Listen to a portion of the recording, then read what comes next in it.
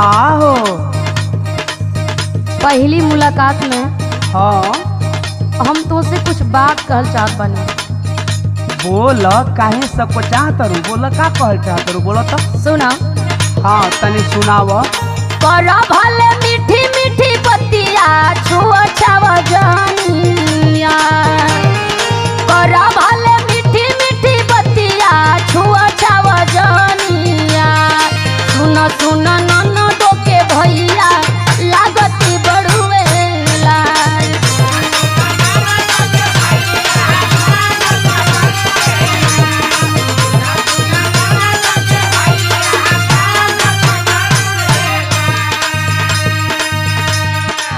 अच्छा ई बताव, छोहलू हो तो पहला मुलाकात में इहे बहुत बढ़िया बात कह देलू। तनी समझा, हमार मजबूरी समझा। सुना हमार बात। बोला।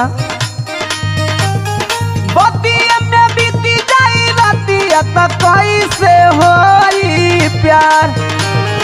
बतिया में बीती जाई रातिया तो कैसे होई प्यार।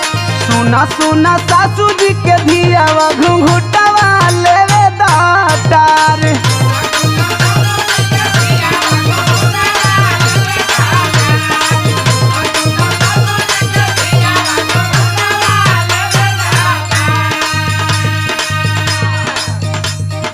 सुनो ये सजनवा बा पहिला मिलनवा नहीं खे कमनो में ए राजा।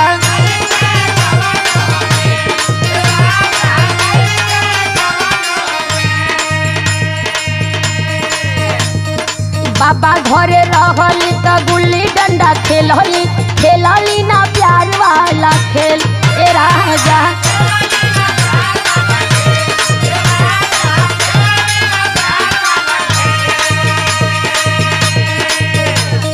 शरम से पानी भइल देहिया बिगड़ल जाता मिजा। शरम से पानी भइल देहिया बिगड़ल जाता मिजा। सुन सुन ननदो के भैया लागत बड़ुएला। लगहिए करबू की गाड़ी आगे बढ़ी। अरे बड़ी न तनी सबूर कर।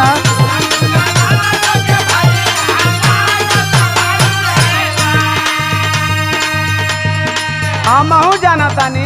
का जानत रहो? सुना। सुनावा।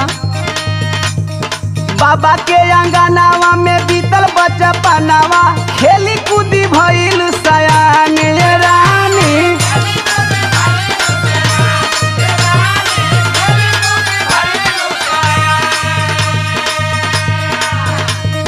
मानी लो कहनावा करे दनेवा नावा, नई हर के पुआ पकवान रानी।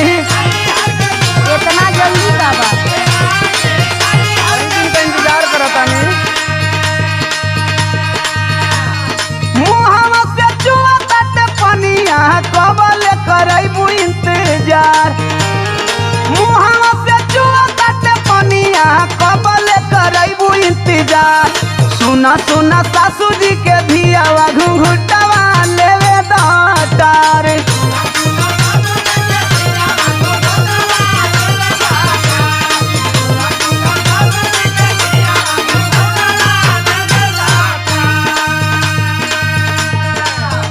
तनी सुनो। हाँ सुनावा। करन नेवान जान करिलानी होरा, धक धक धड़कता दिल ए राजा।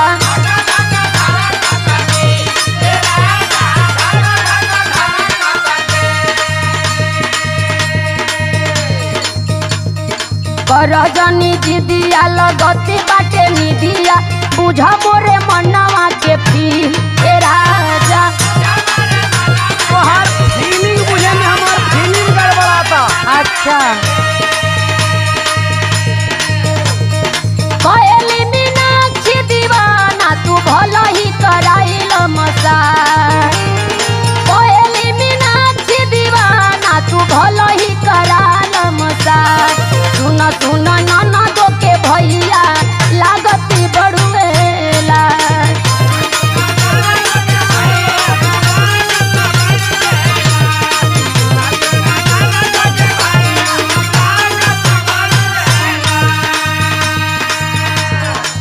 हो का हो एगो बात कही, बोला। तू काहे इतना डरात हो? डेराए वाली बातें न बा, सुना, बोला। कोई नहीं खतरा बिगाड़ा जानी जतारा लड़े खातिर तरस से जे रानी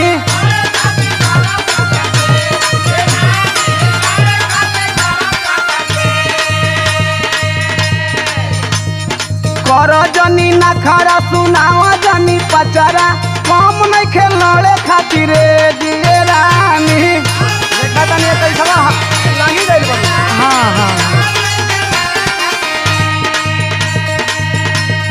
कोहेल दीवाना मीनाक्षी जल्दी हो जाता यार, कोहेल दीवाना मीनाक्षी जल्दी हो जाता यार। सुन सुन सासू जी के धियावा घुंघुटवा लेवे डाटार। सुना सुना नाना दो के भैया लागती बड़ुएला। सुन सुन सासू जी के धियावा घुंघुटवा लेवे डाटार। शरम से पानी भइल देहिया बिगड़त जाता मिजाज। मुहावा से चुवत पनिया कबले करैबू इंतजार। कहेली